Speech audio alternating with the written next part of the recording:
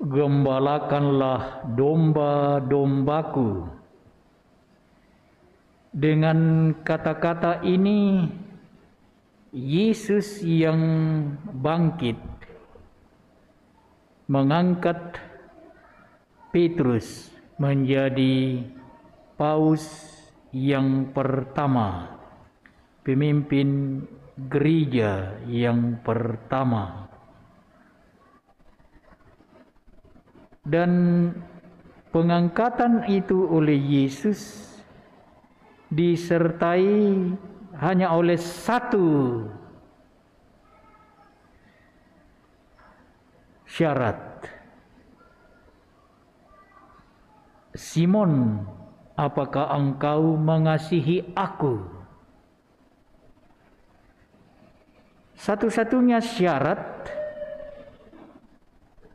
Petrus diangkat menjadi gembala umat adalah kasih, cinta kepada Yesus. Syarat ini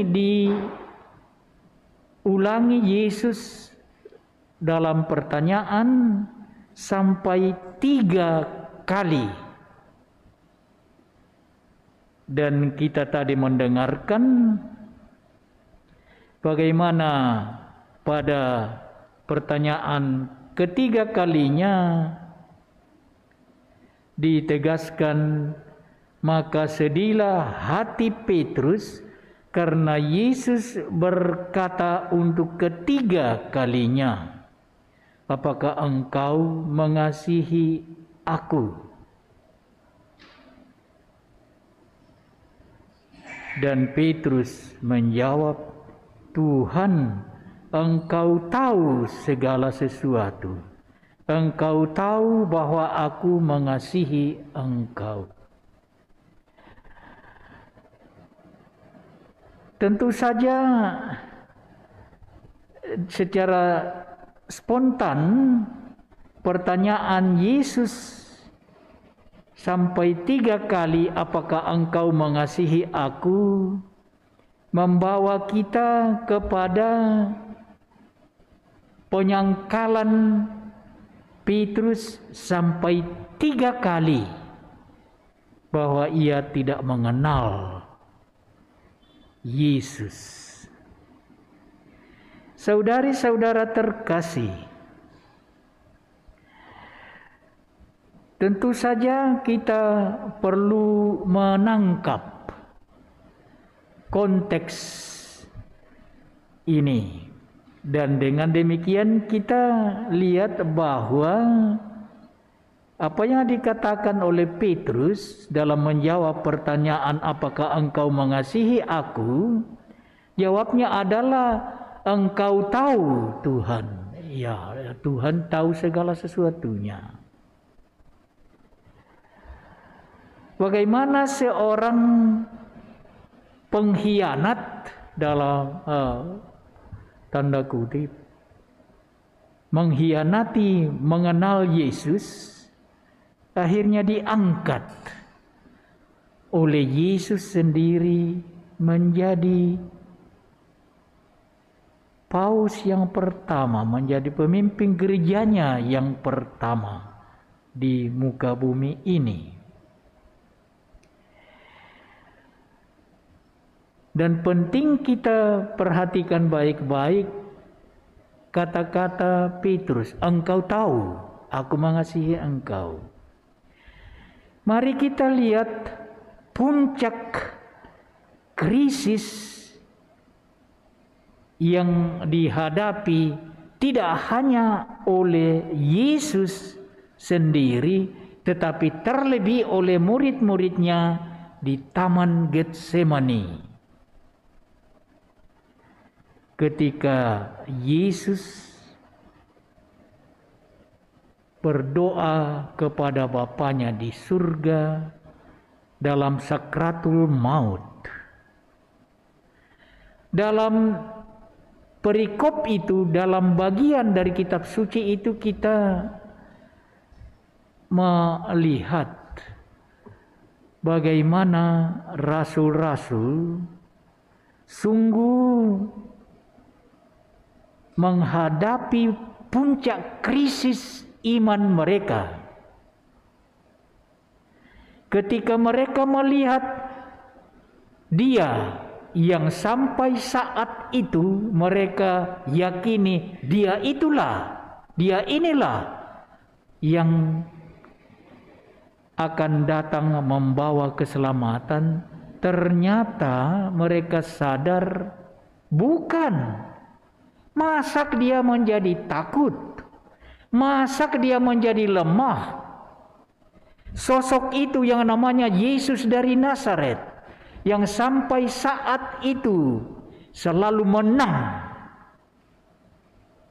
dalam konfrontasi dengan musuh-musuhnya, dengan lawan-lawannya, tidak pernah kalah. Ternyata Dia adalah seorang manusia yang lemah. Jadi lihatlah bagaimana pada puncak di Taman Getsemani itu para murid tersadarkan mereka telah salah pilih, sesat dalam keyakinan mereka. Ternyata orang ini bukan yang mereka harapkan sebagai penyelamat. Masa seorang penyelamat yang selama ini selalu menang, ternyata dia takut, dia lemah. Maka kita bisa memahami bahwa ketika di Taman Getsemani itu Yesus menyuruh murid-muridnya tinggal di situ. Dia maju beberapa langkah ke depan untuk berdoa. Dia memberi pesan kepada murid-murid itu, tinggal dari sini dan berdoalah supaya kamu tidak kena cobaan. Tetapi ketika melihat orang ini yang mereka harapkan sebagai sang juru selamat yang diutus oleh Allah untuk membawa keselamatan, ternyata salah. Apa yang akan menjadi konsekuensi dari orang yang sadar akan kesalahan yang mereka salah pilih dalam kehidupan ini? Tidak bisa lain daripada lupakan segala-galanya dan tidur. Coba tidur. Jadi kita lihat bagaimana ketika Yesus mendatangi mereka, mereka tertidur. Mencoba melupakan kesalahan pilihan hidup selama ini. Dan itulah situasinya. Murid-murid tersadar mereka telah salah pilih dalam kehidupan mereka. Mereka telah tersesat di dalam memilih. Ternyata bukan Dia inilah yang harus datang untuk membawa keselamatan. Sehingga ketika bagaimanapun juga Petrus yang selalu mempunyai ikatan yang dekat sekali dengan Yesus, tetap mengikuti dari jauh dan lalu masuk ke halaman Imam Agung untuk melihat, tetapi sudah sadar bukan Yesus dari Nazaret. Itulah yang kita harapkan. Maka ketika seorang perempuan, hamba perempuan mengatakan, kau juga adalah salah satu dari mereka, Petrus menjawab, dia tidak kenal Yesus. Dan itu kita bisa pahami. Dia tidak lagi mengenal Yesus, karena Yesus yang dia kenal selama ini adalah Yesus yang selalu menang, Yesus yang kuat, Yesus yang tidak bisa dikalahkan, Yesus yang selalu berkuasa. Sekarang Yesus yang ada di depan Imam Agung dan itu Yesus yang rapuh, Yesus yang lemah. Bukan lagi Yesus yang dia kenal. Oleh karena itu bisa kita pahami ketika dia mengatakan, saya tidak kenal orang itu. Karena yang dia kenal sampai saat itu adalah Yesus yang kuat, yang berkuasa. Sekarang Yesus itu adalah Yesus yang rapuh. Maka kita bisa memahami bahwa, dan itu bukan hanya Petrus seorang yang mengalami itu. 11 rasulnya yang lain juga mengalami hal yang sama. Maka mereka melarikan diri terserak kemana-mana. Kisah mengenai 2 murid yang di luar dari 12 rasul kelompok khusus itu yang berjalan ke Emmaus adalah kisah dari juga murid yang sadar mereka telah tersesat dalam mengimani Yesus dari Nazaret itu. Ternyata dia bukan yang diharapkan. Maka setelah sadar mereka telah salah dalam mengimani Yesus dari Nazaret, tidak ada tindakan lain yang bisa mereka buat daripada pulang kampung. Kita telah gagal dalam kehidupan ini, dalam mempercayai Yesus dari Nazaret itu sebagai nabi yang akan datang. Jadi lihatlah bagaimana situasi, konteks di mana ini. Sehingga penyangkalan Petrus itu kita bisa pahami. Petrus memang tidak kenal lagi orang itu. Karena yang dia kenal adalah Yesus yang berkuasa. Yesus yang kuat. Yesus yang selalu menang. Bukan Yesus yang lemah. Yang rapuh. Jadi saudari-saudara terkasih, lihatlah bagaimana krisis iman, krisis kepercayaan yang dialami oleh para rasul. Mereka sadar mereka telah salah dalam kepercayaan mereka. Maka yang dibuat oleh manusia yang sadar telah salah jalan, telah salah pilih adalah mencoba melupakan segala sesuatunya, tidur saja, atau pulang rumah, pulang kampung. Itulah saudari-saudara terkasih. Dan itulah situasi yang dihadapi oleh para rasul dan murid-murid Yesus setelah menyaksikan penyaliban, penyengsaraan Yesus. Jangan lupa mereka adalah orang Yahudi. Orang Yahudi yang punya kepercayaan bahwa penyelamat yang datang itu ada penyelamat yang kuat, tidak lemah.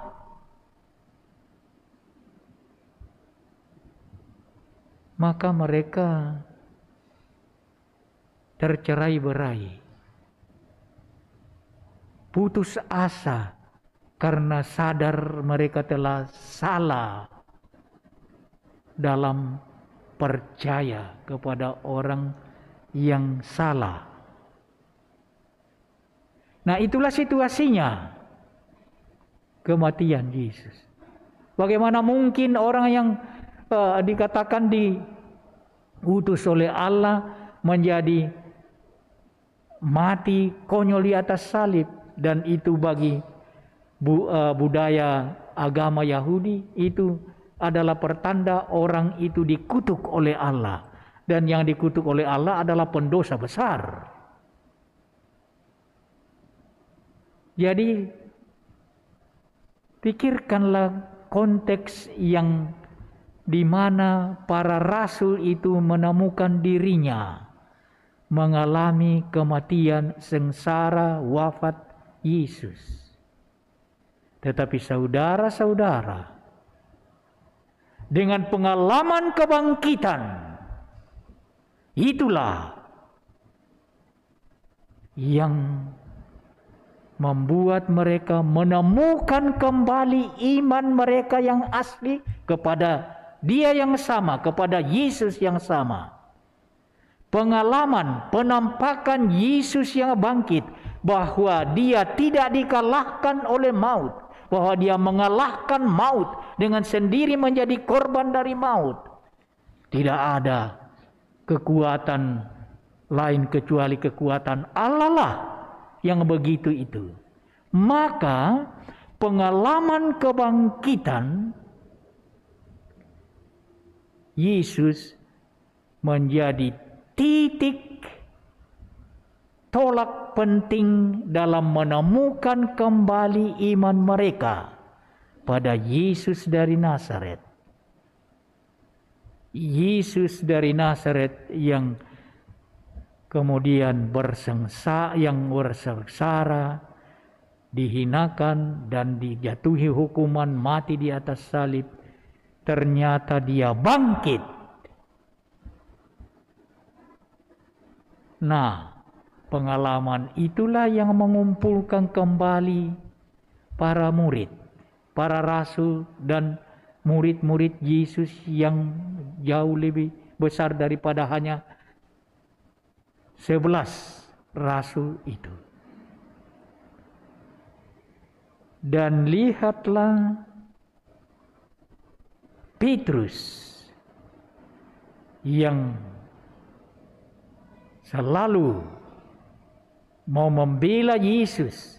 Bahkan pada ketika ditangkap di Taman Getsemani kan dia membawa pedang dan mau melawan, menebas telinga Malkus, hamba Imam Agung itu.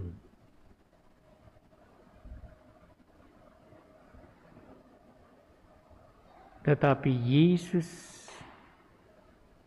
toh bersengsara dan mati.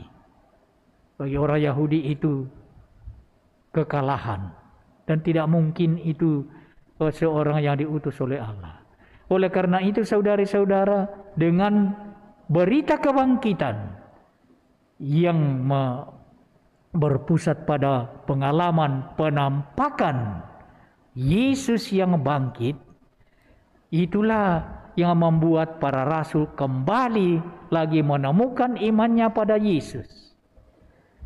Dan lihatlah pada kisah Pentakosta, bagaimana murid-murid yang selama itu menyembunyikan diri di atas sebuah rumah, di atas loteng sebuah rumah, tampil ke depan tanpa takut.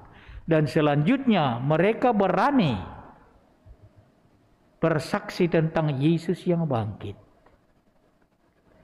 Dan yang pertama tampil di depan adalah Petrus. Ya kan? Maka saudari-saudara terkasih, dengan demikian kita dapat memahami kata-kata atau jawaban dari Petrus, benar Tuhan, Engkau tahu bahwa aku mengasihi Engkau. Yesus tahu, karena Dia Maha tahu, karena Dia adalah sabda Allah yang menjelma, kan? Maka saudari-saudara yang dikasihi Tuhan, marilah kita memahami konteks di mana situasi yang dialami oleh Petrus khususnya, tetapi adalah pengalaman dari para murid pada umumnya. Itu bahwa cintanya, kasihnya kepada Yesus memang mengalami cobaan puncak dengan kematian, dengan kesengsaraan Yesus. Tetapi dengan kebangkitannya mereka akhirnya kembali menemukan iman yang mereka sudah punya kepada Yesus dari Nazaret sebagai Dia yang diutus oleh Allah untuk membawa keselamatan.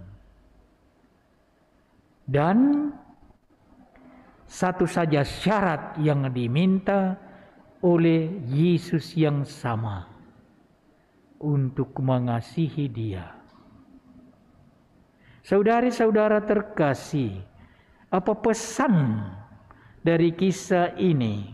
Kisah pengangkatan Petrus yang mengkhianati dan menyangkal mengenai Yesus sampai 3 kali, tapi tahu diangkat oleh Yesus karena Yesus tahu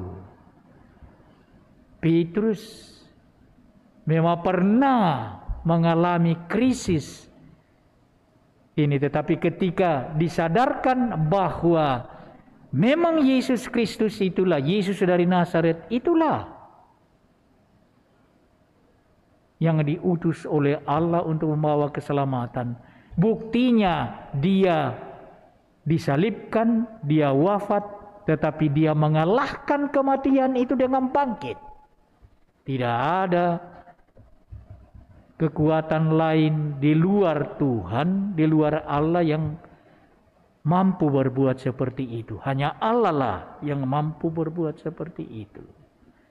Maka kita lihat bagaimana. Nah, saudari-saudara yang dikasihi Tuhan. Jadi Petrus cintanya, kasihnya kepada Yesus tetap asli. Tetapi pernah mengalami cobaan berat. Tetapi kemudian menemukannya dengan pengalaman bahwa Yesus mengalahkan maut. Yesus bangkit. Yesus tidak mungkin sebagai sabda Allah yang menjelma menjadi manusia, tidak mungkin dikalahkan oleh maut. Dia mengalahkan maut tetapi dengan caranya sendiri. Cara Allah. Jalanku bukanlah jalanmu, rancanganku bukanlah rancanganmu. Sabda Allah dalam kitab Nabi Yesaya. Allah menempuh jalannya sendiri. Bukan jalan yang dipikirkan oleh manusia menyangkut Allah. Allah, kau harus berbuat begini karena kau Allah. Tidak. Allah menempuh jalannya sendiri. Dan itulah yang dia alami oleh para murid, khususnya oleh Petrus. Nah, lalu kita lihat pesannya untuk kita. Kita lihat bagaimanapun juga Petrus itu tetap manusia. Maka kisahnya sampai akhirnya ketika pecah penganiayaan di kota Roma, ketika dia memindahkan pusat kekristenan ke kota Roma, lalu pecah penganiayaan, dia tetap sebagai manusia yang takut. Lalu dia akan mencoba keluar diri, melarikan diri dari Roma lewat yang disebut Via Appia itu, dan terkenallah itu Quo Vadis. Pertanyaan itu kan, kemana kau mau pergi? Jadi ketika Petrus menapaki jalan Appia, dia ketemu dengan seorang anak kecil di jalan yang bertanya kepadanya, Quo Vadis. Petrus yang bertanya kepada anak kecil itu, kau mau kemana? Dan dijawab, aku akan ke Roma untuk disalibkan lagi bersama dengan umatku yang dianiaya. Petrus tersadar, lalu dia kembali ke Roma. Dan kemudian kan disalibkan seperti Yesus, dengan kisah dia minta supaya disalibkan dengan kepala terbalik. Dia tidak merasa layak untuk disalibkan seperti Tuhannya. Dengan kepala tegak, dia dengan kepala ke bawah. Cinta, kasih dari Petrus memang adalah kasih sejati, kasih asli. Nah, sekali lagi saudari-saudara, apa pesan kisah pengangkatan Yesus kisah pengangkatan Petrus oleh Yesus yang bangkit menjadi gembala, walaupun dia pernah menyangkal mengenal Yesus. Inilah kita juga sebagai manusia yang percaya kepada Yesus Kristus, mungkinlah tidak pernah akan mengalami krisis yang memuncak seperti yang dialami oleh para rasul di Taman Getsemani. Tetapi seringkali dalam kehidupan iman kita, kita merasa kosong. Kita merasa Allah tidak peduli terhadap nasib kita. Dan kita tergoda untuk meninggalkan Allah dan mencari Allah lain di tempat lain. Nah, oleh karena itulah kiranya kisah Petrus yang diangkat oleh Yesus menjadi gembala umatnya, walaupun pernah 3 kali menyangkal mengenal dia, menjadi pengkhianat, itu menjadi sumber kekuatan untuk kita. Ketika kita mengalami kelesuan dalam iman kita kepada Yesus Kristus, ketika kita mengalami cobaan akan iman kita akan Allah, mari kita mengingat pengalaman yang dialami oleh Petrus. Dan mari kita juga menegaskan kita tetap mengasihi Yesus.